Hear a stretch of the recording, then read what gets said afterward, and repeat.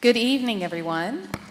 Welcome to the Boys and Girls Clubs of the Austin area, home club on the Chef family campus. We're excited for everyone to be here this evening. I would first like to take an opportunity to thank KXAN for tackling such an important topic that affects hundreds of thousands of children across our country, and it certainly affects the children here in our Austin area, in our school district. And we have a wonderful panel this evening, and I'm excited for everybody to hear what we all have to say. So with that, I would like for everyone to turn your attention to the screens behind me, and let's learn what Save Our Students is all about. When I was a student, students were afraid of coming forward because of the stigma around mental health. We weren't really able to tell our teachers because we were too afraid about what would happen. Santa Fe was a school shooting that happened in 2018. It's kind of what led to school districts really focusing on where can we get the right solution for our students and get this done correctly. There are so many parents out there who have talked about what's happening in their child's school that we're seeing enough problems that we felt like this is something that needs to be tackled right now, and we want to take a different approach to it. Solutions journalism is actually looking into things that are working. What were advantages of this solution? Can they be implemented in our community or other communities? Our research took us to Lubbock, our research took us to Ohio, and our research even took us all the way to California. If you turn to a program that is showing success, Training its bus drivers to look for students who are potentially suicidal. A group of moms starting a movement. There's this new mental health care consortium. Enhanced video security, enhanced radio systems. why would you not want to consider that for your own community? This is a project we've been working on for months. It involves almost 40 people from our newsroom. That's half of our entire staff. That's how important this project is to us. We want to make sure we do it right. The fact that we work at a place that has slowed down and said, what are some of the things that are most fundamentally important to our community and how can we do a deep dive and address that? It makes me proud. We're really trying to help with a problem that doesn't necessarily have an easy answer. A lot of things that they're trying to do have never been done to this scale before. But the bigger hope for this project is that at least it gets people talking. I don't think that the conversation around mental health is going away anytime soon. I really hope that these stories that we are sharing with you will turn on a light bulb and say we really need to be looking at not just our neighbors, but our neighbors in other states to say how can we put some of these successes into practice here and improve the lives of children. Well, good evening, everyone, and welcome. I am Jim Spencer, the longtime weatherman at KXAN television. You may be wondering, why is the weatherman here with the Save Our Students program? Well, I would like to thank KXAN for including me as part of this program because my interest in child welfare goes way back, more than 25 years ago. When I came to Austin, I worked with the Helping Hand Home for Children, and to this day, I still work with the Helping Hand Home for Children, and so this is an issue I've seen up close for more than 2 decades now, so I'm just really proud to be a part of this program tonight. I have the privilege of being your host, and I'd like to first of all thank Misty Potter for your introduction. We appreciate the Boys and Girls Clubs of Austin for opening their doors for our program tonight. It's a very, very special program. I mean, you just have learned a little more about KXAN's project called Save Our Students.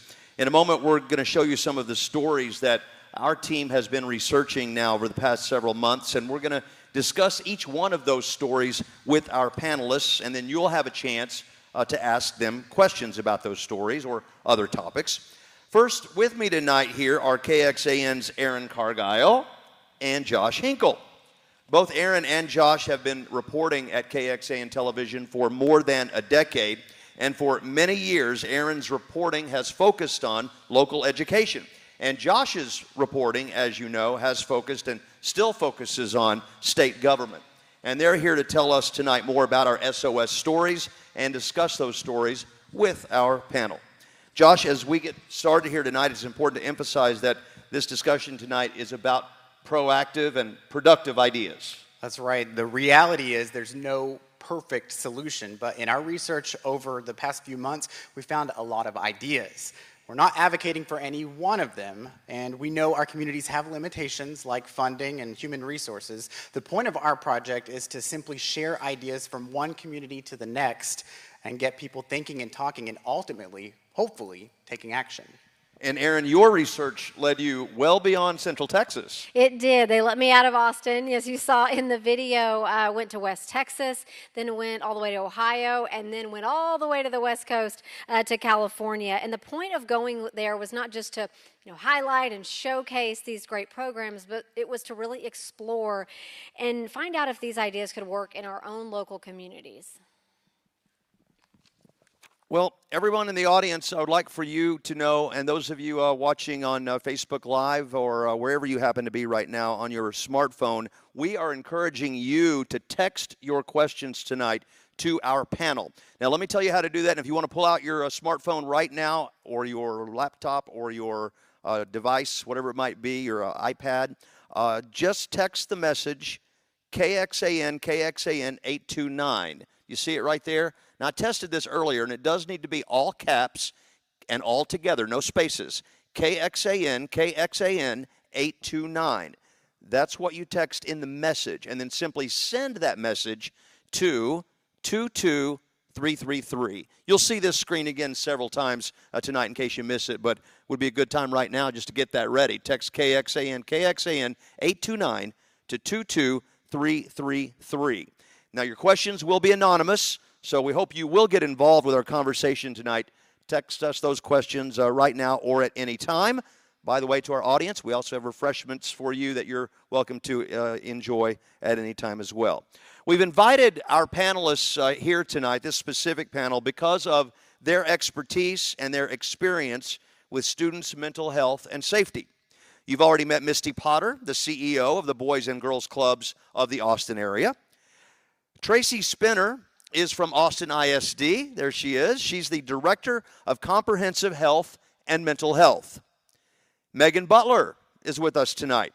She is also with the district, and she's the Middle School Secondary Counseling Coordinator. And welcome, please, Shakira Hamilton Adams, AISD's High School Secondary Counseling Coordinator. Gray Baker is Head of School for Austin Montessori School. And next we have Karen Reynes. She's the Executive Director of the National Alliance on Mental Illness, Central Texas. And Officer Jeremy Bohannon is with the Austin Police Department, and he works here actually at the Boys and Girls Clubs and the Police Athletic League, or PAL. You've probably heard it referred to. So thanks to each and every one of our panelists for being here tonight. We're really looking forward to hearing from each of you. Let's begin with our first story, which is an idea that they're trying right now up in Round Rock. Bus drivers are often the first adults to see the kids at the start of the school day, and they're the last to see them once classes are over. KXAN's education reporter Tom Miller found that bus drivers in Round Rock ISD are in a unique position to help save our students. Seatbelts, please. Safety. It's how Round Rock ISD bus driver Addie Allen starts every trip and has for the past 24 years. They all have AC now.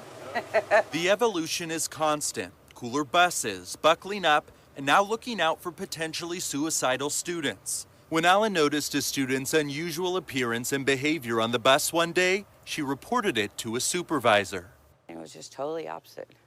And me and my monitor, I looked up at her and she looked up at me and we both kind of just shook, you know. Medics met the bus to help the student when it arrived on campus. It's so important what we do. A lot of people look at it and, well, they're just bus drivers. No, that's not what it is.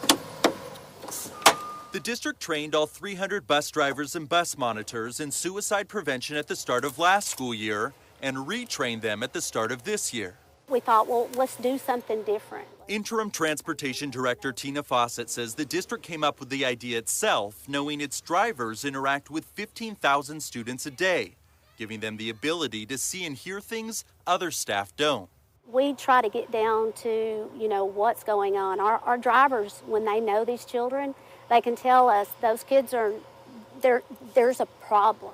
You know, do we know if it's suicidal? No, we don't. But at least we know that there's an issue. We know in Texas for teenagers, suicide is the second leading cause of death. Amy Grosso leads the bus driver trainings. I don't know if I've ever trained a group so excited for information. Among the topics covered, warning signs, looking out for students who talk about having no reason to live or feeling trapped, having changes in their behavior including poor sleep, acting recklessly, withdrawing from activities and loved ones, and mood changes like depression, anxiety, or irritability. They realize they see these signs all the time. They could remember students, but they felt like they knew what to do now. I might have not noticed it the way I did if something didn't stick from that class that says, you know, something's different here. Maybe something's going on. So the idea is that many different kinds of staff interact with kids in many different ways beyond just teachers and counselors in the school district. Megan, we understand all AISD educators are trained in suicide prevention. So who does that entail, and how often are those people the ones that are actually referring students to counselors? Thank you so much for that question, and just thank you to everyone for this wonderful initiative. So Austin ISD is really special because they make sure that every single staff member, anyone employed by the district, goes through suicide prevention training. So that means that they're learning about warning signs, risk factors, and then what to do, how to refer, right? How to refer to someone who's specialized in screening for suicide prevention. What I love about that video is that she shows everybody can play a role in suicide prevention. Shakira, what does suicide prevention training look like at AISD for students? You know, what are the students doing, and what grade levels are they receiving any type of lesson about suicide prevention? So students in AISD receive lessons from grades K through 12. So we have an elementary, middle, and high school counselors that prepare lessons. And as they go in to prepare the lessons, they're not only talking about academics, but they're talking about anxiety, how you're feeling, depression, talking about your feelings, and then informing students of different signs. And that's how students are able to either do an outcry or have an outcry made for them by other students, because other students notice things as well as teachers. So as we go in to prepare our lessons for the year, we look at what the need is. We take a needs assessment, look at what the need is for students, what they're concerned about, and then we present lessons from there. Tracy, has AISD done anything with its bus drivers like this, or are there any programs like that in the works?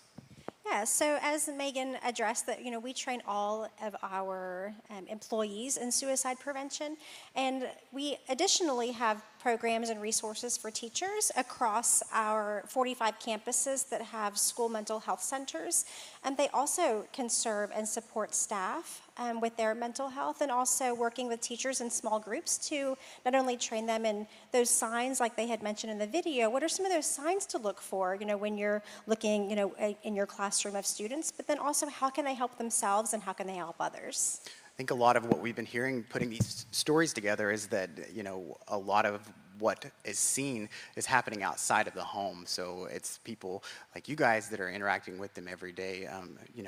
Misty, I wondered, with the Boys and Girls Clubs, are you guys seeing these types of symptoms? What are your staff saying about anything like that? I think anyone in the out-of-school time space is in a place to see things in a different way. That is one of the great things about what we have the ability to do every day, is really see kids in a space where it's not as controlled as a school environment, and a lot of our employees have an opportunity to really dig deep with our kids. So we do get to the root cause of a lot of the challenges that our kids face, and they do go through, all of our staff go through suicide prevention training. We go through the mental health training. They do a lightness to dark training. So we make sure that we prepare all of our staff as much as we can, but they do, and then we work with the school district, we work with counselors, and we refer our children out to individuals who can help them. Karen, we talked about in that story some of the symptoms that those bus drivers were screening the students for. One of the other ones we have heard a lot about is anxiety. And, Erin and I were talking about when we were in school a long time ago. I just had my 20-year reunion. But the fact is that it seems like anxiety is so much more amped up now. There are a lot more pressures on young people today. Absolutely. I think we are living in a culture in which there are many, many things that are playing a part in that. We certainly know that social media plays a part in that. I think it's interesting, we're starting to see some studies that can show very clearly the correlation of the introduction of smartphones and the increase of anxiety and depression. And so there are a lot of pressures there. So I think it is important to recognize that anxiety is actually pretty common. And I think it is definitely one of those mental health issues that we need to be talking about, especially at home, because I think it's important that while I think that I really value, and we work closely with Austin Independent School Districts and other school districts, and we value the training that's happening in schools for school professionals, and certainly I think it's important that we're having those conversations with our children and our youth as well. But I think so often we leave parents out of the equation, and I think it's important that we also talk about that, how important it is, and I speak from that as a parent's perspective, that we're making sure that we are providing the kind of education and tools and materials for our parents as well to get them comfortable talking about mental health. As a parent who almost lost a daughter 8.5 years ago to suicide, I know that we tiptoed around the things that we were seeing because there's a lot of shame around mental health. And I think that that's true in lots of settings, whether it's school or other places, but I think it's particularly true for parents. I think we need to recognize that parents feel a sense of failure when their child is having some kind of mental health issue. And that comes from the shame. There is this sense that we're still not at a place in our community where we see mental health as the health issue that it is, so we don't respond to it in that way. We respond to it as somehow a failure of somehow, whether it's failure of the school or the home or whatever it is, and that's really fundamentally what we have to be changing. And I think we have to start in our homes and really engage parents as well. One of the things that we're doing is a lot of education with parents as well, and we call our program Let's Talk because it's as basic as that. We're really inviting parents to have conversations with their kids proactively to talk about how common mental health is and to really create that space for our kids to be able to come to us and say, hey, I'm kind of struggling or I'm having a rough time. We have a tendency as parents when our kids come to that to dismiss it. Not because we don't care, but because it kind of scares us. And so we're in this place of denial. So what we tend to say is, you're fine. There's nothing wrong with you. You'll be fine. And as a parent who had a kid that had anxiety and dismissed it for so many years until it wasn't until she was 17 that we finally realized, oh, okay, that's what it is. All those years of thinking that it was just drama, right? We finally recognized that it was anxiety. And the ability to name that and then to have for her the language to say, oh, I'm just anxious. So here's the things that I can do when I'm anxious, and she knows, she refers to it as her toolkit, right? It's all the things that she can pull out when she needs to. So I think fundamentally it's making sure that we're engaging families as well in these conversations and equipping parents with that kind of education too. I'm glad you mentioned the smartphone and device part of the conversation because that is important. We saw one of the stories in our pre-show talked about the need to limit screen time possibly, and it's not just because you want your kids to pay attention and be, engaged necessarily. That is important, of course, but there are also studies out there that say that too much screen time with certain kids and in certain situations can be a contributing factor to that anxiety, to some of those mood changes, right? Absolutely, and I'm going to push that a little farther. I want to say that that's true for all of us. I think so often we're like, kids spend too much time on their phones. We do too.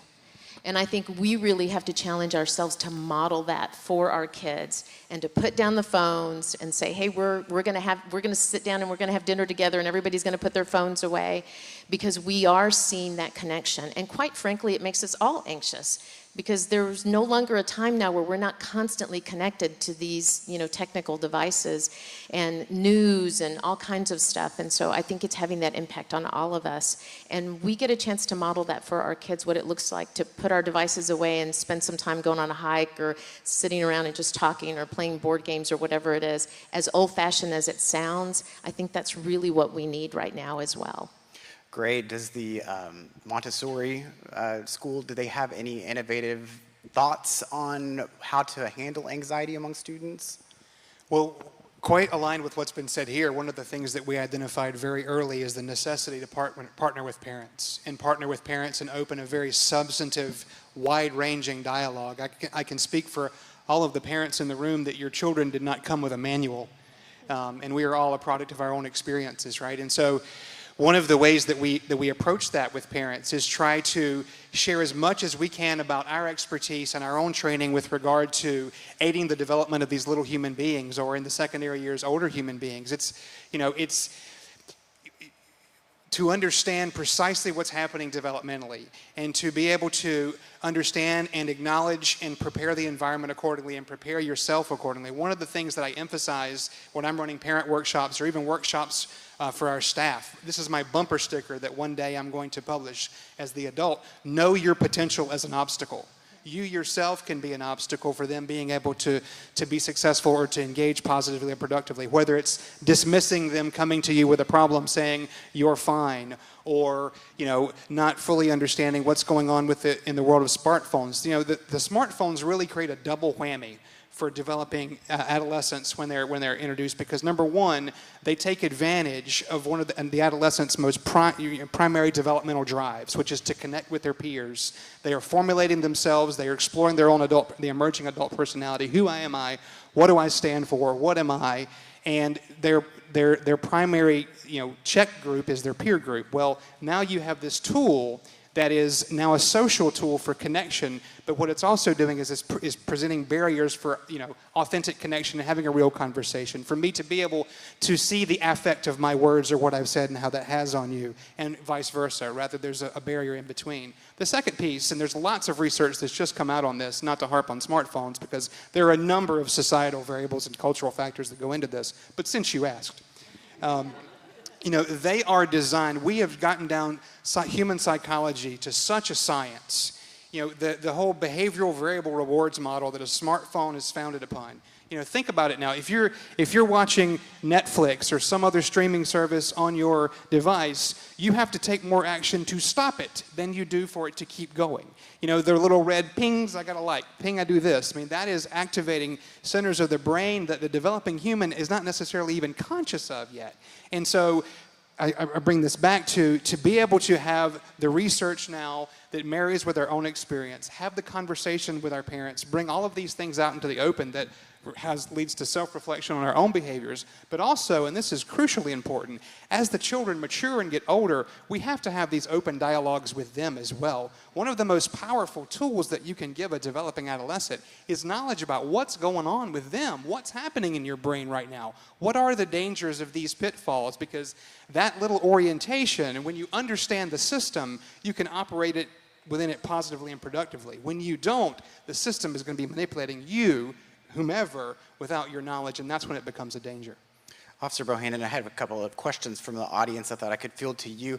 I have to imagine that something like sports is a great way to have an outlet for that anxiety, to hopefully circumvent that, And then secondly, what can I do what can I tell myself or my friends or anything? How can I help this whole situation? Because, I'm not there during school for these kids or anything like that. What's your advice for people? So yeah, sports and activities are really important. Gets the kids off the phones, gets the kids playing and having more social interaction with people, coaches. They just build a better network when you have that team around you, no matter what the sport is. It can be tennis or it can be football. The sports really help with that developmental aspect of being a team player and learning how to cope with other people and learning how to deal with other cultures. And so sports and activities are very, very important. And to your second question, I think it's very, very important to let the kids know that they have a support system. So if you are a parent or a cousin or a brother, doesn't matter who you are, let the kids know that they have support and they have somebody in their corner no matter what's going on. And we're talking about devices and social media. I think back to when I was a kid and we didn't have all of that. So I couldn't see my friends going on their summer vacations or their spring breaks, or I didn't go on a senior trip. But I didn't see that when I was flipping through my phone, and so I didn't have that FOMO, or I didn't have like, oh man, he went there and he did this, and I just don't have that in my life. And so, to see the kids nowadays with all of these pressures and all of these extra things added on, you can't blame them for all the things that are happening right now in their brains. It's up to the parents to know what your kids are doing. Let them know that what they see is not reality a lot of times. And just because somebody can go to the mall and buy shoes and you can't, that does not make that person better than you. So we need to let the kids understand that they are worthy. They are special. Everybody's their own person. So as long as we can continue to build the support system and make sure that they know that they have somebody in their corner, I think things will get better. And officer, I think we'll take advantage of that transition to move on to our second story now. When the call comes in for help, they are the men and women who race to respond. And for the 84 officers in the Austin ISD Police Department, more often than not these days, they are dealing with some kind of mental health emergency. Here again is our reporter, Tom Miller, who shows us how the district is working to redefine what it means to be a school resource officer. We got a parent, possibly a parent with children on campus at Mendez Middle School who is threatening to cut her wrist. 1195, do we need to place the school in lockout or hold? They'll do it on a lockout because since she's got a weapon, she's outside the school. 43, They just want to make sure that no students get endangered by her actions. Just minutes after meeting Austin ISD police officer Wayne Sneed, we were weaving through traffic on the south side of the city. The whole idea is to make sure that no one else gets hurt and to try and de-escalate her from the state that she's in. Find something that she feels like is worth living for, like her kids. As the district's mental health police supervisor, it's his job to respond to this type of call. 1347, I'm in the area. Where's the vehicle? In this case, a suicidal parent outside school. Other officers are already on scene, stabilizing the situation in the parking lot. Can you give me a little bit of idea what's going on today? The woman explains her struggle being a single parent, having 2 teenagers. How's that making you feel today? It's just stressful. I'm sure. With them too. I'm sure. It's here that Officer Sneed starts digging deeper to determine what triggered this crisis. So is there any history in the family on your side or maybe her dad's side with mental health that you're aware of? No, my sister has mental ill. Okay. Do you know what she has? Diagnosed with bipolar. Bipolar disorder? All of that. Okay. The goal is to slowly build trust as he walks the verbal tightrope, holding together these delicate conversations with parents, and more often, kids. This is the reason I got into police work 37 years ago. Is to do exactly what I do every day. Hello. Hey there. Good to see you. His role is robust. If he isn't dealing with a mental health emergency, you may find him at the state capitol, where last year he testified in favor of creating a network of mental health research centers at Texas college campuses. He presented gut-wrenching statistics. During the 2017-2018 school year at Austin ISD alone, 878 students reported thinking about suicide, 378 students attempted suicide, more than 4,800 intensive counseling sessions, and 6 students ended their own lives. Our youngest we lost was 9, and very devastating. Sneed says parents often struggle to accept their child is dealing with a mental health illness. October of 2017, we had 39 families who went into a psychiatric hospital and took their kids out against medical advice. Now this, we were talking about heart or lungs or kidneys, that parents would never ever do that. However, when we're talking about the brain, we treat the brain worse than any other organ in the body. And we talked about kind of the crisis response and kind of the roles that each person plays. Armed with unique insight, Sneed spends as much time as possible meeting and sharing with counselors. Hey guys, how y'all doing? And the students they serve. Y'all ready for the summer?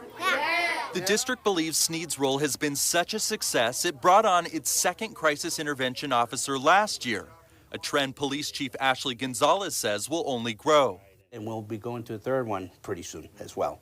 I think one of the reasons is, number one, we're seeing the amount of cases, mental health cases, coming across are escalating.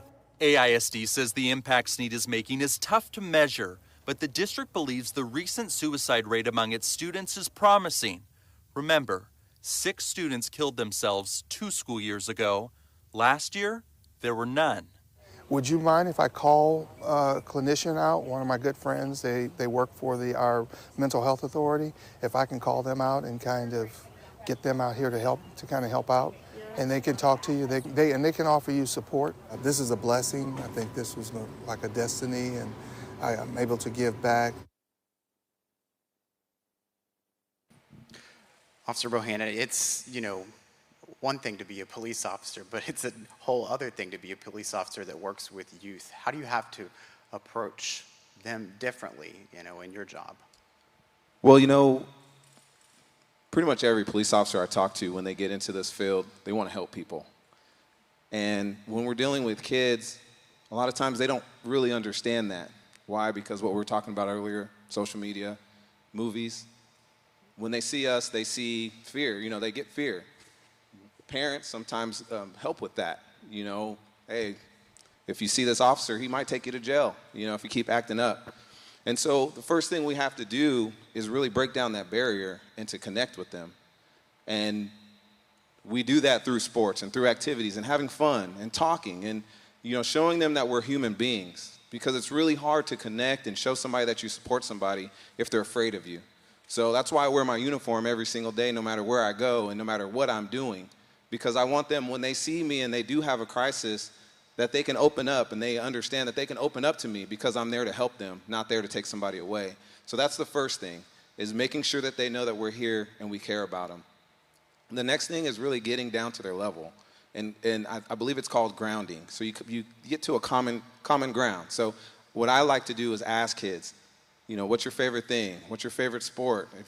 If I can find something that connects me to them and we can start talking, that helps so much, because, if I can talk to a kid about Fortnite and tell them that I don't do very well on it, the kids start laughing and they'll actually start breaking down and start talking to me. So being able to ground yourself, be able to talk to people, and that's what all of our officers do. And we were talking about training earlier, and yes, we get a lot of training, but we also get a lot of practical practice with it.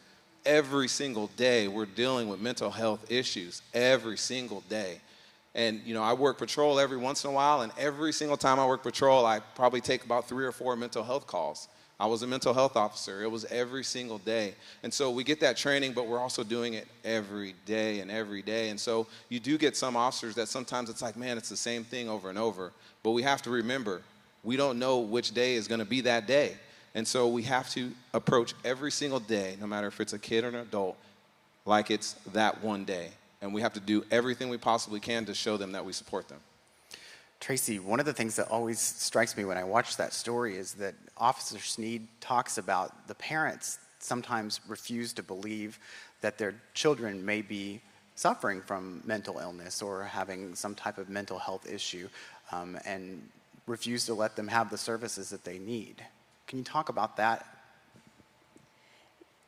So, like many of my other panelists have responded, one of our goals is to really reach out to parents and again have that grounding conversation with parents and really try to understand, what is behind their apprehension to allow their student to receive, mental health services. And sometimes it's just that having that trusting conversation and giving them also some space and time, reaching out to them and informing and making them aware of what services that we have to offer as a school system, and that they're completely voluntary. These are not mandatory services that we offer. So parents always have the opportunity and the ability to consent for their child to receive those mental health services on campuses.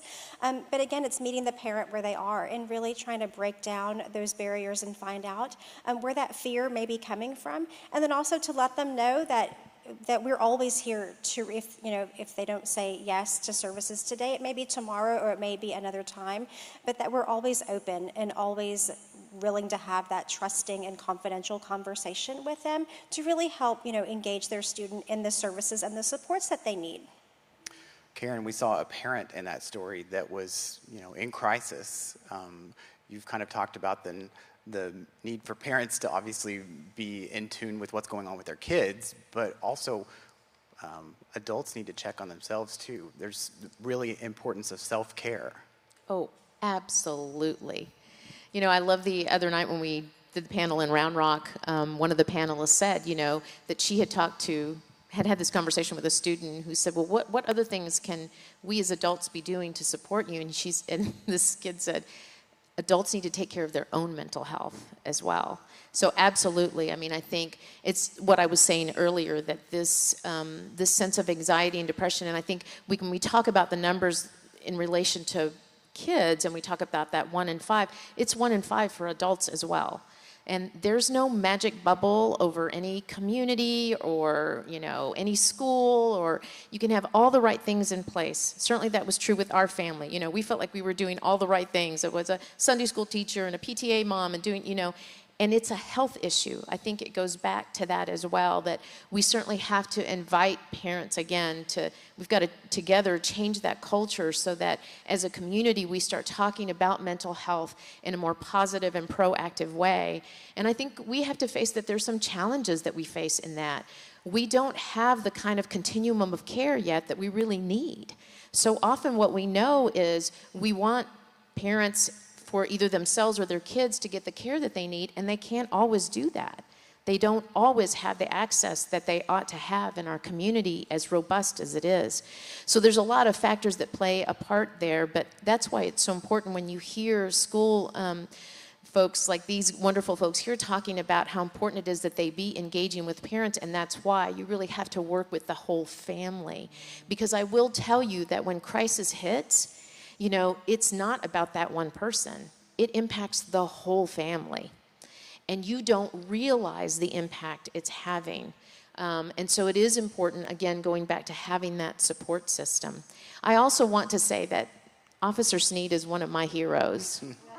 I bet these folks agree with me because they work so closely with him, and we do too.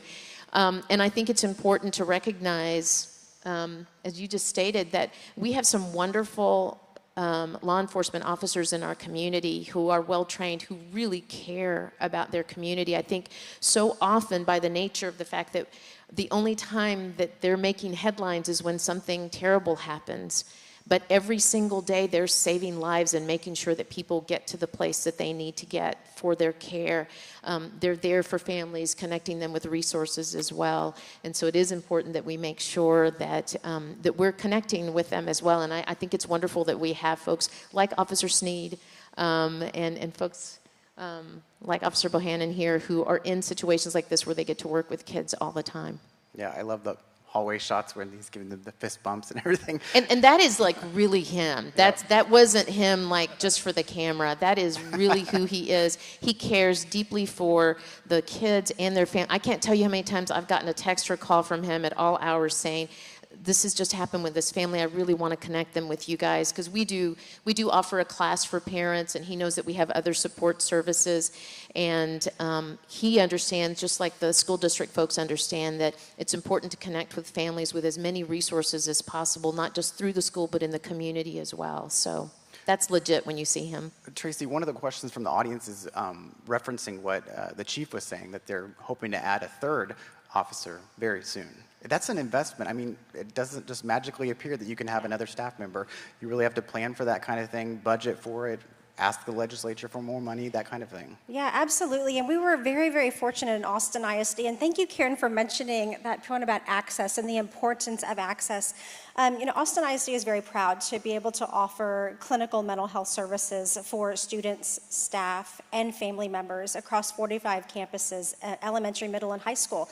And part of some of that funding that we received from the governor's office over a year ago was to help fund a mental health officer and hopefully to add additional officers. But again, it's that access point that is so important, that when you're serving a child and you're helping them, treating a mental illness, is that you're also helping to serve all of the individuals that are attached to that child in their life, whether it's a family member helping support a teacher in the classroom with additional trauma-informed care training or additional like neurosequential model training or social emotional learning, just any individual that is also touching the life of that child within that school system. And I'm so proud that our sister school district in Round Rock ISD is creating the same school-based mental health model where they're providing those same services that we have had since 2011. I would love to see that in every school across Texas, because it truly not only helps to improve mental health and well-being, but also it's such a positive impact on academic achievement, attendance, reduction in discipline, substance use and abuse. So again, kudos to, we love Officer Sneed and Officer Brian Platts, who's our other mental health officer. But it's just amazing work that they both do. You've talked about all the resources and such. Shakira, maybe you can chime in on this one. How do you make the decision? This is coming from the audience also. When the school can't really tackle the issue happening with this specific student, when does it need to be a question of bringing in an outside resource or referring them to someone that could help? So what we do is, especially if we have a crisis or a suicide ideation or a person attempting suicide, we reach out to the parents, we have the conversation with the parent, and then we make sure we follow up with them. And there's a transition piece that we use there. But what we do is if that child is not receiving services or does not seem open to it, we then make sure that they're brought to other teams, either our child study teams or to one of our crisis teams on campus, and look for wraparound services and people to reach out to them and have conversations with them. We have social workers that have access to a lot of services. Then we have other services in schools that we're able to refer students to. If we can't get them to go outside, we try to get them to start inside of the school. If we can't get them inside, then we start reaching around outside and looking at the people that we're able to connect them with. So just making a lot of contact with parents, making sure that we have also that we're having conversations with the students. If we're not getting to the parents, our goal is to get to the students. If I see that student, I connect and build that relationship. Hey, you good today? How's it going? And something that it's a conversation that only myself and the child know. Like, it's not like a big thing. It's like, come see me later, or a nod or a smile. But we've been able to build a relationship, and that's the big piece, is building that relationship with the child, where if we can't get the parents, then we get to the child, but we still work around with our wraparound services to get to the family. Quick thing. That, because most people aren't aware, that in Travis County, we do have a Travis County Children's Mental Health Plan that has been developed, and it is a collaborative effort. I know Megan and Tracy for sure have been involved, as we have. We've got your local mental health authority, Integral Care. And so one of the things, now that that plan has been moving along, one of the big focuses right now has been single point of entry. And that's one of the big projects that they're working on, because one of the things that we discovered that was a huge gap in our community is that when families are facing into crisis, that so often there's all these doorways. And in the midst of crisis, you don't know which door to knock on sometimes. And sometimes we direct them and they still have to knock on 3 more doors. So what does it look like if in our community, here's the door you knock on when you're in crisis? So it's good for everyone to know that our community is actively aware of that gap and is working on it, and it's a very collaborative effort in our community. Also, when you look at the collaborations, going back to what she's talking about, that's where your out-of-school time programs are imperative. Because when crisis does strike a family, it is something that everybody has to jump in on and help. We had a young person killed last year, and it was an accident, but our entire organization partnered with the school district, who partnered with counselors, who partnered with the police departments, and we all joined together to make sure that that entire family cohort was safe and that everybody was okay to move forward. And so when it came down to mental health, it was making sure the brother was okay, who was a member. It was making sure all of the friends in that neighborhood were all okay, and they were after-school program youth. So looking at how do we all collaborate in that out-of-school time space with our school district and our counselors and our police officers is also imperative. It takes a village to address mental illness and the sufferings and things that our children are going through today. And so just making sure that that collaborative open communication is imperative. That was a great discussion brought on by our audience questions. We invite anyone watching here in person with us or online or on Facebook or social media right now to text us your question to KXAN 829, as you can see on the screen behind me. Text that to 22333. Again, KXAN 829, along with your question, to 22333. Speaking of our in-person audience, keep in mind you're welcome at any time to go enjoy the refreshments we have over there for you right now. On to our next story about a new law in Texas.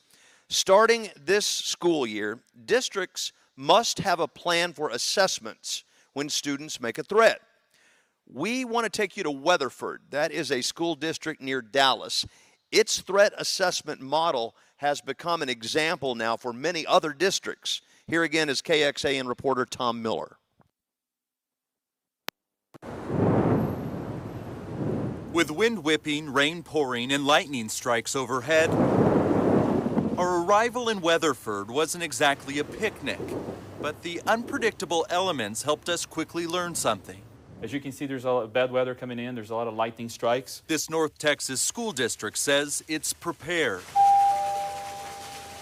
Lightning strikes kills more people than tornadoes do. So we're making sure that they are notified. It could impact their dismissal. This is Weatherford ISD's Security Operations Center, where the weather is taken as seriously as school surveillance. We could go live and see, is there a suspicious person? Is there someone making demands? What is the situation? After a major bond passed in 2015, Safety and Security Executive Director Bruno Diaz says the district made significant security upgrades. Every classroom is equipped with a call button. However, the biggest changes aren't the physical ones. After 15 years working in law enforcement, Diaz is one of the first to bring the threat assessment screening model to a school campus in Texas. We have a screening process with questions. Key questions have been identified by the Secret Service, by the FBI in assessing threats. And we see how they answer those questions. We're looking at social factors, we're looking at other influences, peer pressure, different things that could be going on in their lives. Specifically, any threat with the intention of causing bodily injury. Students are deemed either level 1, less severe, or level 2, a heightened risk for carrying out a threat. From last December through May, the district conducted threat assessments on 71 of its 8,000 students. During that interview, do you dislike this teacher? Why? And if they start to provide reasons, and in that process you ask, do you really feel about hurting? Do you understand what hurting someone truly means? Sometimes students do, which is when the red flags start going up and the screening process becomes more elaborate, requiring Diaz to fill out an 18-page assessment with questions like, how easily can this student access weapons? Is there a scheduled attack? What is their social status among peers? Do they have a mental health diagnosis? And what kind of family life do they have? And based on the information we have, we develop a management strategy. That may involve safety plans to make sure that everyone is safe, and also counseling plans. And we assess how well we're doing. Diaz points to early data showing the threat assessment model is working. Of the 71 students flagged, 70% of the potential threats were de-escalated, 23% stayed as the lower level Tier 1 incidents, while 7% escalated to Tier 2. Yeah, every camera is connected. If this all sounds like a novel experiment, it'll soon be a reality where you live too. Starting this year, every school district in the state is required to have a similar student threat assessment model. What do you think about this student threat assessment? I think it's an important component of keeping our students safe. Chief Ashley Gonzalez says having this kind of information on high-risk students could be the difference between de-escalating a potential threat and getting caught off guard. Some of those times, those issues can escalate into self-harm or violence against others, and that's what we're trying to prevent. Part of the benefit? When a student switches schools, there won't be any guessing or reading between the lines when it comes to past disciplinary issues. Instead, a completed threat assessment will be available for administrators to look through. We want to make sure that if a student has been identified, that they continue to receive services. And just because they're moving to another campus or another school, or promoting to a different grade, that doesn't mean the services stop and that information is not shared. Weatherford also passes along the threat assessment to other school districts if a student transfers, so long as the new district requests it. Like the threat assessment itself, Diaz hopes this type of sharing can serve as a model for how Texas schools interact with each other when it comes to safety and security. If I'm a counselor and I've developed an effective strategy with this child, I want to make sure that the strategies that I'm employing are going to be handed off to the next counselor so that we can keep that child on that successful pathway. All right, Tracy, you know Bruno. You met him at a training not too long ago. You told me when we were talking on the phone prior to this event. We understand Austin ISD is using Weatherford's work to shape its own threat assessment practices. Where does the Austin district stand with rolling it out, and will anything be different than what we just saw? Yeah, no, Bruno Diaz is great. And we conducted at a Texas School Safety Center, actually threat assessment training. And they were very forthcoming with sharing their threat assessment tool with us. So in addition to utilizing their tool, we're also using the Texas School Safety Center toolkit. They have a wonderful threat assessment toolkit. In addition to that, we're using resources from Homeland Security. They have a threat assessment guide for school districts, and also a model from Virginia. And so we're using several of these models blended together to create the Austin ISD threat assessment tool. And the purpose of threat assessment is to really establish, safe and supportive teams at the district level, and then down to every campus, with really the goal to support students, their social, their emotional, their behavioral, and their mental health needs. And it's designed to be preventative and not punitive. Despite the name, sounding threatening, the goal of these teams is to be able to early identify students who may need these services, and so that students aren't falling through the cracks, that we're looking for those, signs and symptoms of students who may have a change in behavior or have a change in their attitude, or if they once were very outgoing but now they're isolated and dismissive. We want to be able to identify those students early so that we can connect them with the appropriate resources, and so that it doesn't escalate to that tier 3 level. Where we are currently in the district is we have our district threat assessment team, which is co-led by one of our district staff attorneys and our chief of police.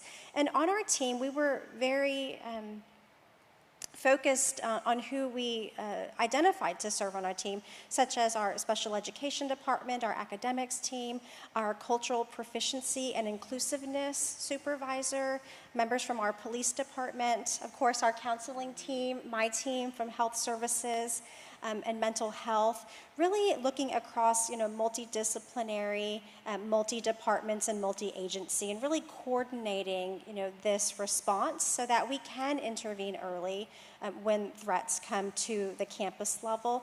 And we're utilizing our existing child study team. So Shakira mentioned before that in Austin ISD, and assessing threats to, self or others is not new for Austin ISD or really any other school district.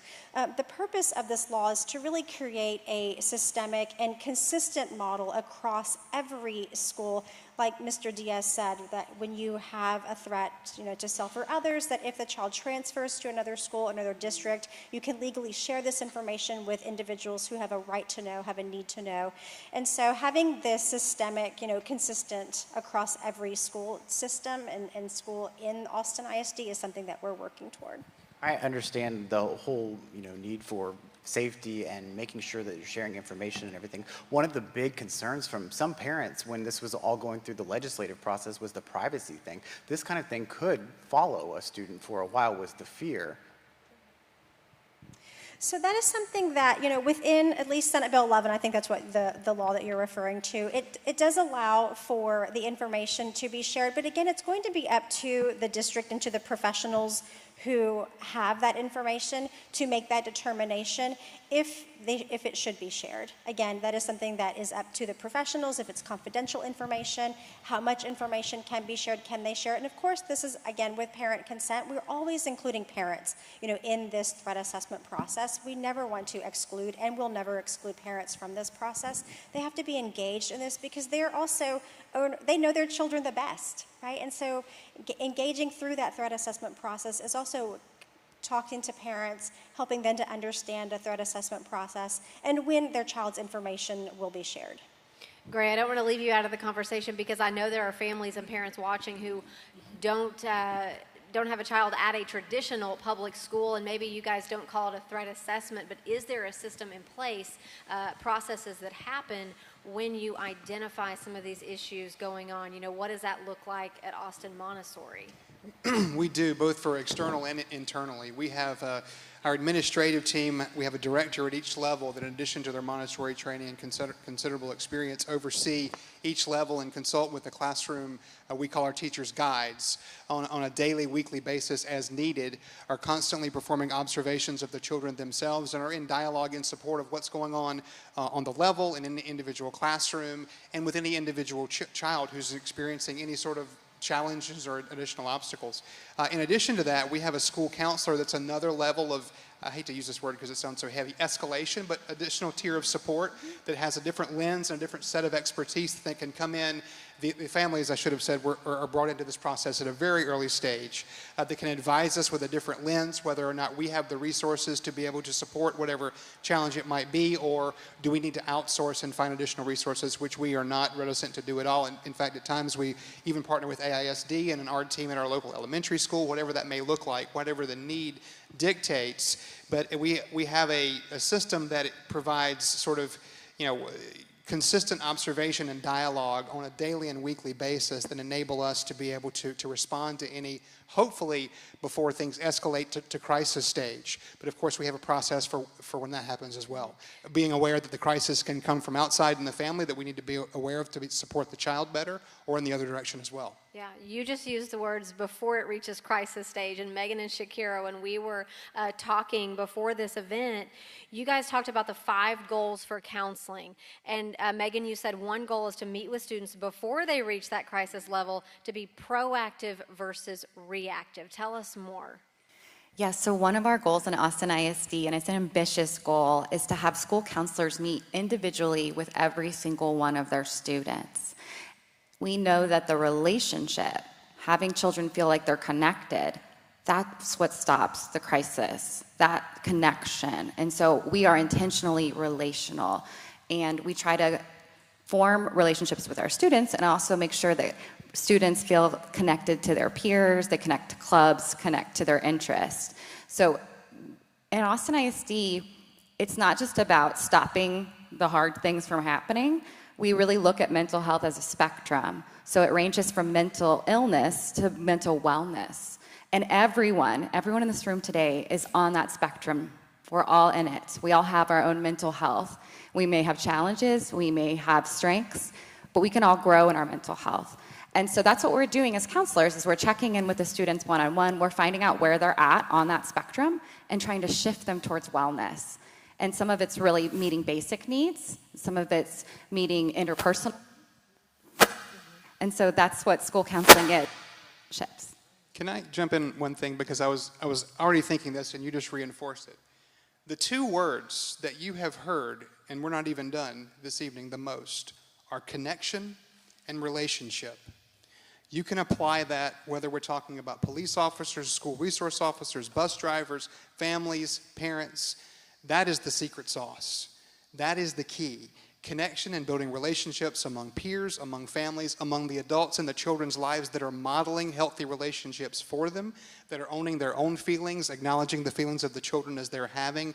That is the stuff of being able to invite a broader perspective and a wider conversation, no matter what capacity you may be in. We're using education, understandably, as a forum to have these conversations. This is a community issue. This is a societal issue. We need, and my applause to KXAN for shining a light on this necessary conversation that is way overdue, I think we can all agree. You know, we need to reach a point of collective consciousness where the schools or our faith-based organizations or our after-school organizations, whatever they are an extension of the community and vice versa. We're inviting the same conversation. We're broadening the paradigm. We're opening ourselves up to remove the stigma, and I heard you say this the other night, stigma equaling shame from these things and understanding them for what they actually are. That's how you prevent getting to crisis. Misty, let me ask you a text question that came in from those watching. It says, support systems can't be around 24/7. What practical advice can you give children to deal with mental, emotional struggles? I think it's been said here a couple of times. I'm going to go back to the trust. If kids have to have that trusting relationship with someone that they can go to. So building that relationship between a kid and an adult that they can go to, that's what starts the conversation with kids. And I applaud the adults on this panel, but I would love to see a panel of teenagers. You know, I'd love to see what their version of this story would look like. Because they have a very different version. And we do a lot of teen town halls, and we have a lot of conversations with our teenagers. But the one thing that we tell them is find someone you can trust. Talk to somebody. No matter what the topic is, find somebody that, whether they're at your school, if they're a parent, an aunt, a friend, whatever that is, go talk to them. Because there's listening ears out there. And sometimes your best friend in high school is not the best set of ears to listen to your problems. You need to find someone that can actually help you through it and just find an adult mentor. Well, Save Our Students isn't ending this week, and so the idea that you have of getting teenagers together is something, you know, Josh and I have talked about to hear directly from them to continue the conversation.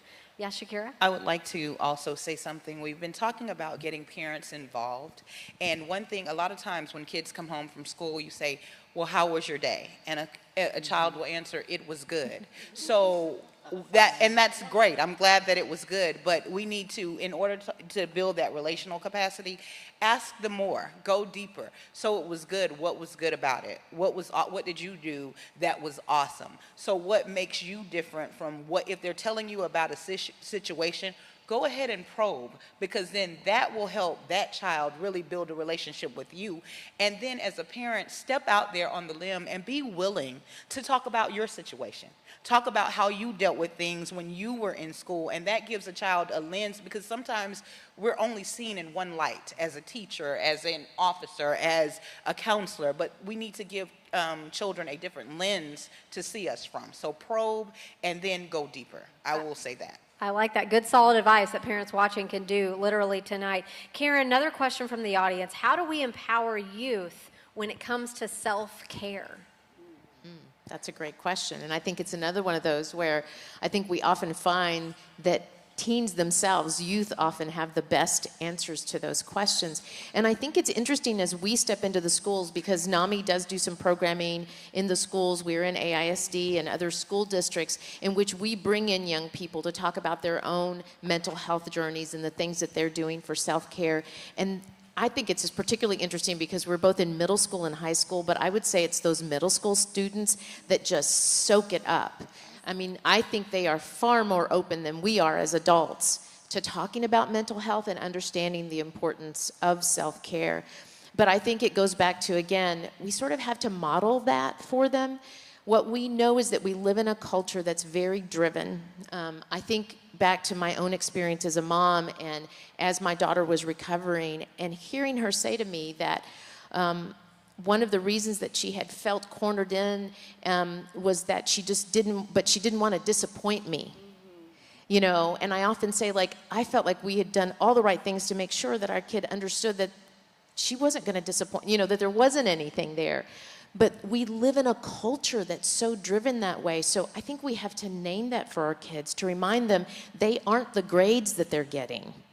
They aren't the success at whatever sport they're playing or whatever instrument they're playing.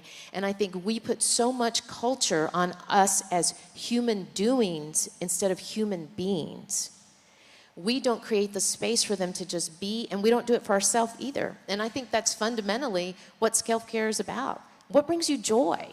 When we're in the workplaces now doing stress management stuff, we talk a lot about, like, what's one thing you do every day that's just for you? It doesn't have to be this big thing. Is it just that you take a hot bath? Do you go on a walk with your dog? Do you make sure that you read something you really enjoy reading before you go to sleep? We should all be doing that. And I think we have to create that for our kids and ask them, what is it that you like to do that's just for you? And encourage that and nurture that, even if it's something really goofy that looks like, because here's the other thing, it's all about being busy all the time. It's okay to be lazy sometimes. There's gift in having nothing on your calendar, right? And we don't do enough of that. None of us do. And actually, we live in a culture where we pride ourselves on that. Oh man, I'm super busy, right? My calendar's full. I'm guilty of this, so I'm going to own that. And so we've got to create that, because I think it's creating that space for them to allow them to have whatever the fun is and to do it just for the sake of the fun of doing it. We have to create and invite them into the joy of living each day, because they get trapped into the darkness as well and feeling like they have to achieve, that they're competing, that somebody else has going on better vacations or has better shoes or whatever it is. And I think it's interesting, I read a study once that talked about the fact that they'd done this study with teens and asked them about what they really wanted. And you know what they named? They wanted to spend time with their families. I know they act like they don't, right? But they really do.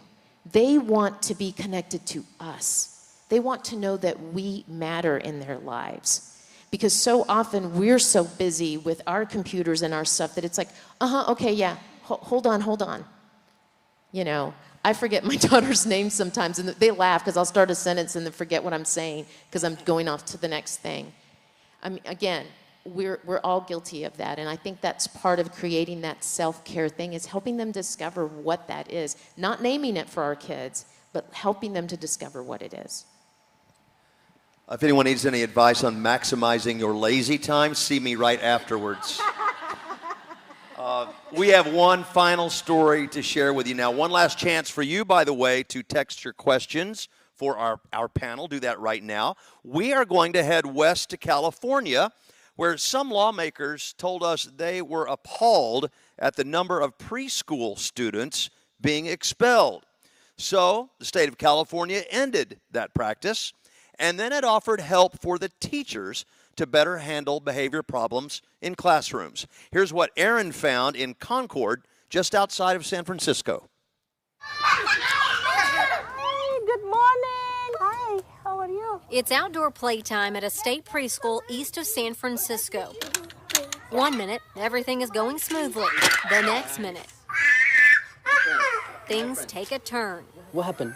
Teaching assistant Luis Gonzalez is faced with another challenging situation. Miss Raya, I'm taking him inside. He's bad boy. It all plays out while Tina Sloan, a mental health consultant, is nearby. Be careful, thank you. Watching another interaction between an associate teacher and students. Oh, I see that big smile. She's here at Cadango's Baldwin Park campus once a week, closely observing and sometimes adding input in the moment. He really wants to see what he's doing. Teacher Luis. But the real work happens later in the day when she sits down with staff like Luis, one-on-one, to unpack what happened. I didn't really want to confront the child that did the biting, so maybe guidance on how to deal with something like that. Can you tell me a little bit more about the hesitancy that you had to approach the child that bit? Luis, a former landscaper, has only been here 8 months, but even Roya Sultani, who's been teaching more than 15 years, is thankful for the extra support. We're willing to learn. We happy for this program to come and show us how to meet the child's needs. Recently, while Tina was here, a child refused to go inside after playing outside. And he is screaming, not telling me, and screaming, and Miss Tina came close to me, very quietly came. I said, can you ask him what he's feeling? The suggestion calmed him down. He did so good, and he was happy. I was happy, the child was happy. And it felt good. It felt good. You are so proud of what you just created. Tina is a licensed therapist and now oversees Cadango's mental health consultants.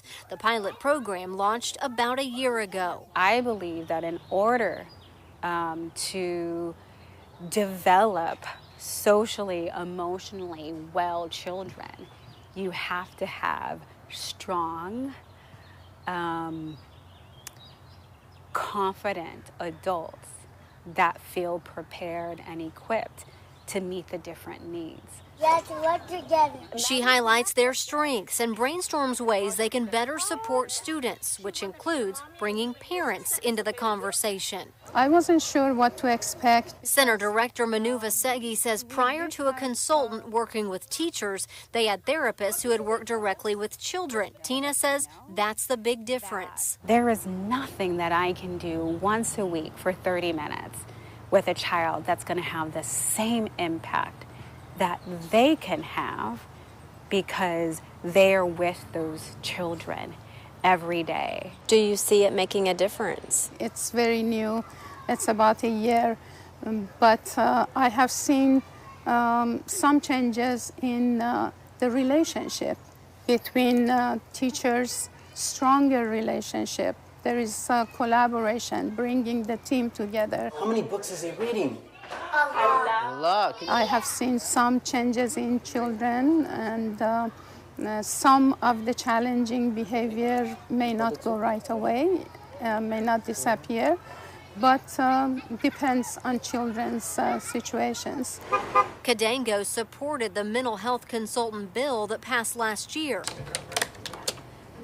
It was written by a state lawmaker who was once a kindergarten teacher herself. A lot of these issues, the mental health issues, I had no idea how to deal with them. California state lawmaker Blanca Rubio says ending expulsion and adding consultants to a classroom rather than pulling the troubled children out got some parents fired up. I'm thinking, it's all good, but you should have seen how many posts of people just really not happy with what we did. They said, well, oh yeah, you know, leave those kids in there to ruin my kids' education. I mean, it was really nasty comments on our social media because of this. And I thought, it's a no-brainer, you're helping children. Her goal is to eventually expand it to K through 12 classrooms.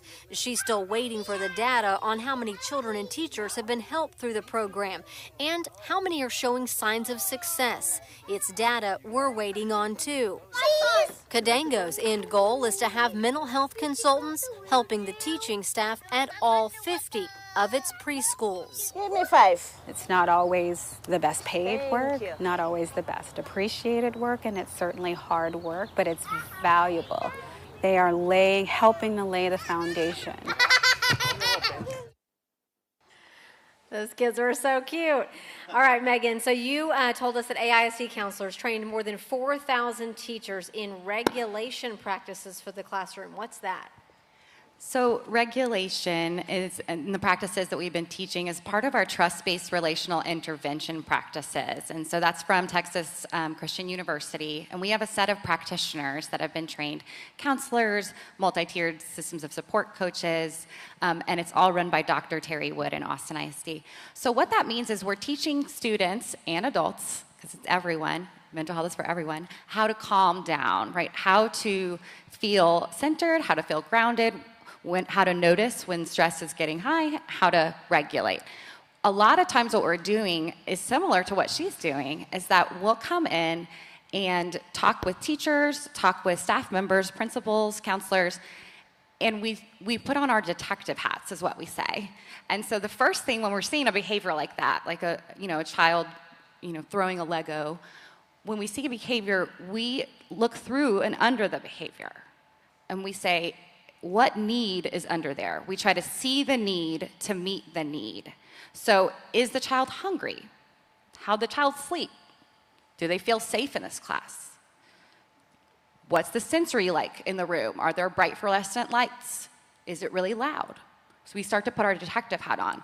And then we start to figure out what skills does the child need to learn, right? We don't view the behavior in a punitive way. We don't punish, we regulate. That's our main phrase. We don't punish, we regulate.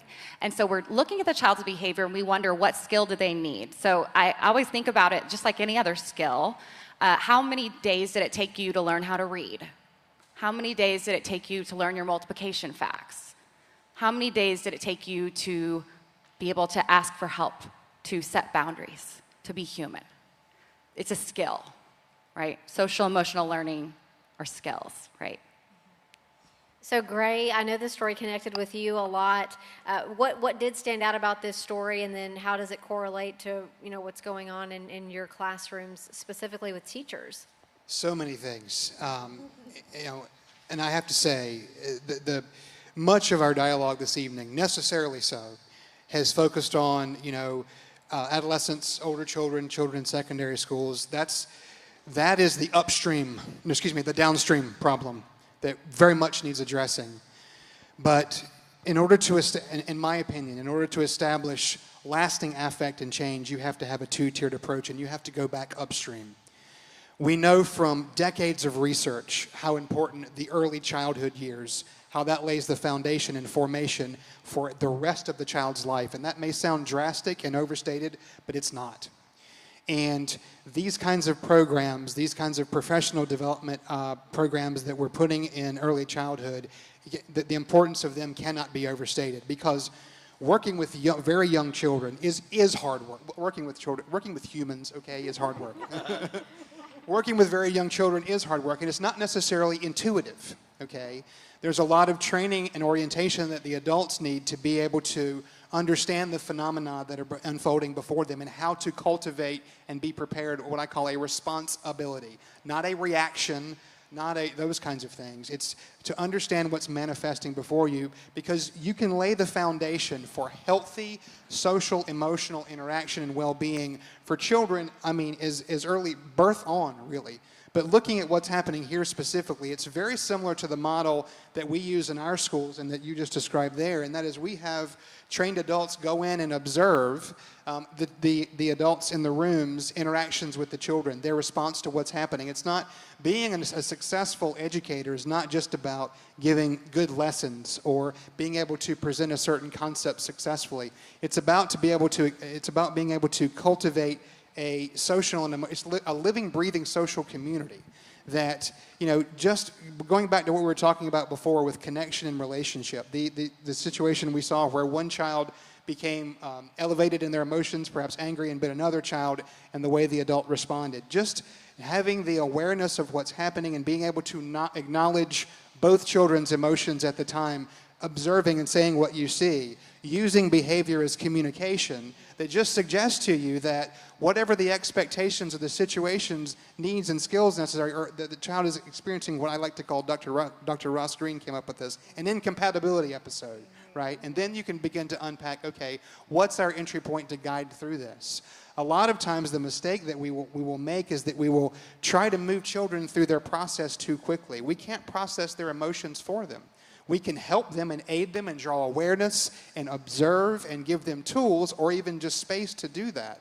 But be able to do it successfully and have them begin to develop, because what's really happening, what you're seeing developmentally, is an innate drive for development of the will. Me being able to function independently according to what I perceive my needs to be in the environment. Well, our inherent developmental drives that are complementary, not at odds, is to both become and belong.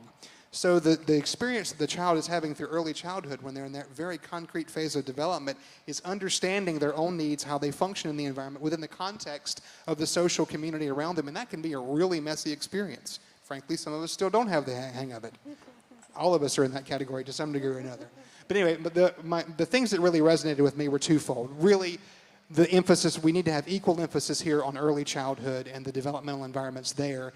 And that kind of professional development where you're getting trained expertise to come observe, create a safe space among adults to help you process. Because children can trigger our own emotions in us, and that can govern how we react to respond to something. Again, knowing our potential as an obstacle, but drawing our awareness to those as working adults and giving us the tools to be able to keep those in check or process those or approach things a different way, really lay a solid foundation for many, many years to come that allows the let me get my analogy right, downstream work, you have a foundation from which to build.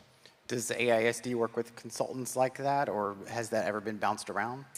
Yeah, Yeah, so like I had mentioned earlier, we have 45 campuses that have school mental health centers that have that we partner with a external organization called Vita Clinic, and Dr. Elizabeth Minnie is the CEO and co-founder of that organization. And so one of the great things is that they do a lot of that work, is they actually will go into classrooms to help support teachers and to help identify, really, if a teacher is, inadvertently like triggering, doing something, triggering, behavior or behaviors in students, and just working one-on-one with that teacher to help, them to regulate their emotions, to be able to help identify some things that they may be doing, and just really to help and support them. I mean, being in the classroom is hard, and, supporting a classroom of, 20 to 30, human beings and individuals who are also trying to like self-regulate, it's hard work. And so really working very closely with teachers in small groups and large groups across all of our campuses, and really helping to support them and give them the tools that they need, in the classroom, so that they can help be better educators. And also, as a district, we've really shifted our focus over the past, 5 to 7 years around the implementation of social emotional learning across the district. And really shifting our mindset of, when we're relating with each other, relating with students, instead of saying like, what is wrong with you? Like, why did you just do that? Why are you exhibiting that behavior? What is wrong with you? It's help me understand you. How can I understand you better? What are those basic needs that you're needing right now that I'm not providing for you? So it's looking at that again. Did you have breakfast last night? Did you sleep? What's going on? Is there something going on at home that you would like to share with me? So it's really getting to that root of help me understand you better so that we can help meet your needs better. What I love about the social emotional learning that you just talked about, because part of what Tom had been reporting on was that it's evidence-based. I mean, you can see the results. Test scores were going up even in the campuses that you practiced that, correct? Yeah, absolutely. So one thing that we do see, we're very fortunate in Austin ISD that we've had social emotional learning now for several years in all of our campuses. And we've shifted that focus from, student social emotional learning to learner, so SEL 2.0, that all can learn these social emotional learning skills, not just students. It's really for all of us.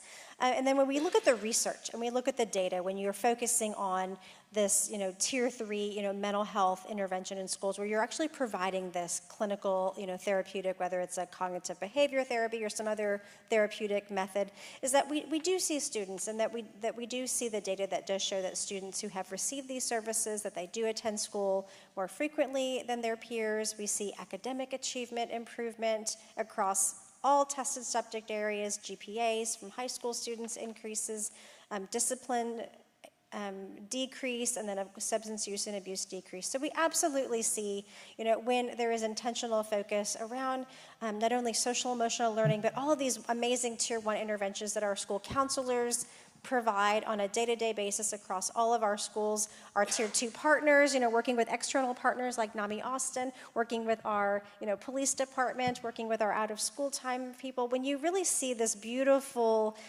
collaboration of all of these support structures, circling around students to really help support them, that's when you really see the value and the impact of the work that we're doing in Austin ISD and what we're seeing with mental health. That's definitely what we're trying to do, is create a common language, because you can teach a child a skill in a 30-minute lesson or a 30-minute therapy session, but they need to practice that skill in real life, everyday life. And so if they're practicing at Boys and Girls Club, and they're practicing at home, and they're practicing at school, then they're getting the chance to learn that skill and integrate that skill, and then it becomes their automatic reaction. And I can tell you, a few years ago, the school district placed a very strong emphasis on social emotional learning, and that actually drove us as a Boys and Girls Club to place that same focus and emphasis on it, because what we were learning was that the kids were having all of these fantastic results in the schools, but we were still seeing some of the disciplinary issues and some of the challenges from the kids. So when we started focusing more as an organization on the social emotional side of it, it complemented what the school district was doing, so they were getting that continuity of care. And so we started seeing our numbers going up and our incidents of juvenile issues going down, and our fights and things like that going down in the clubs, and it became a very positive atmosphere. But truly, it was AISD that we followed your lead on that, and it helped our children. I would like to take that back home. I mean, I think there's a and that's the focus in terms of really focusing on what are the solutions in terms of what's happening in schools. But here's the reality, there's no magic to any of this. I mean, these are things that parents and families can do at home as well, right? Because what you really see in all of this, what you see in Officer Sneed and what you saw in that last piece of those preschool students and what you saw in the bus drivers, it's this, I see you. I know you. Tell me more about who you are. And I think we don't need to wait for just the schools to do that. I think we've got to learn how to do that at home as well. And then we as parents, as families, need to be communicating that with the schools. Because you heard already, like for Misty, like what does that look like if it's happening in all of the experiences that our kids are having in their extracurricular activities and at Boys and Girls Clubs and at schools and at parents, and we're all communicating together. So that when my kiddos start school, then I can say, hey, this is one of the things that I know. These are the things that can kind of be triggering for my kiddo. They're really, you know, and how powerful that can be then, because the school doesn't, and Boys and Girls Club doesn't have to learn it, because we're sharing that information. And it goes back to that whole, it takes a whole village. But the village starts at home, right? And so we have to really empower parents to learn those kinds of skills as well, that those kinds of, hey, I see you and I understand what your needs are and I come to understand how you communicate, and then sharing that can be really powerful for our kids. And I think once we get it at home, we have to be authentic. So as parents, and as anyone that is trying to advise a youth, if you're going to have a conversation, I know this piece of it was on our younger kids, and we love our babies, but if we're going to talk to our middle school kids and we're going to talk to our teenagers about the things going on in life, if you are not authentic in that conversation, they will see right through you and they will not trust you. And so as parents and as leaders in this community and those that are working with kids, we have to have those conversations, and don't be shocked at the things that you hear. And don't act shocked at the things that you hear, and allow them to be who they are. But your authentic presence is going to be imperative to a positive outcome. We talk a lot about active listening and what that looks like, because that really is not, and as parents, we're guilty of this. You know, our kids come to us with something and already we're coming up with the solution for it, right? Let me put my cape on. I want to save you from this. And we don't create that space for them to be able to tell us everything they need to tell us, and to really invite them into the solution to that instead of coming up with it. And that's the slowing it down, you know, asking for more. Tell me more about that, right? Kind of what you were talking about earlier, Shakira, right? It's the asking and the probing and really allowing for that. And as you said, and letting yourself be vulnerable. And as I was saying the other night, and it's like, yes, and sometimes you're going to hear stuff and you're going to want to freak out. Don't. Later. Save it for later.